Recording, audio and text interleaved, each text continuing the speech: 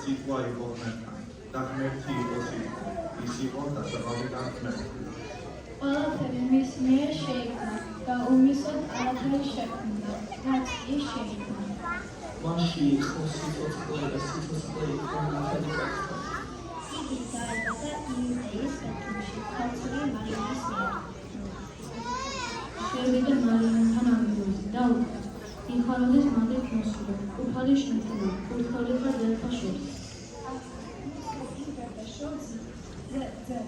და სახელად უწოდებ იესოს. დიდი იქნება იგი და უზენაარისის ძედ იწოდება. საუკუნოდ იმ მეფესა არ იქნება დასასრული მისი სუფევისა.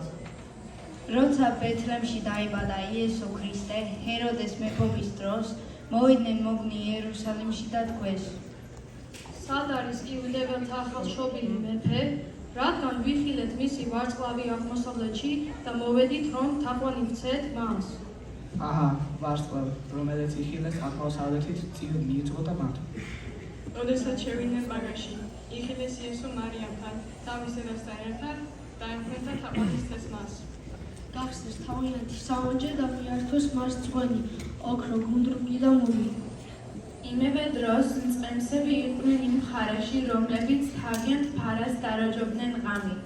უფლის ანგელოზი გამოეცხადა მათ და უთხრა: ნუ გეშინიათ, აჰა, მე გახარებთ თიათ სიხარულს, რომლითაც იხარებთ მთელი ხალხი.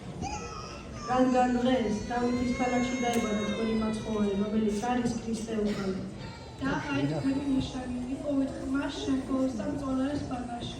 დაუცებ კაცს და ანგელოზთა ციური ლაშქარი, რომლებიც ადიდებდნენ ღმერთს და ამბობდნენ: დიდება მაღალთა შინა ღმერთსა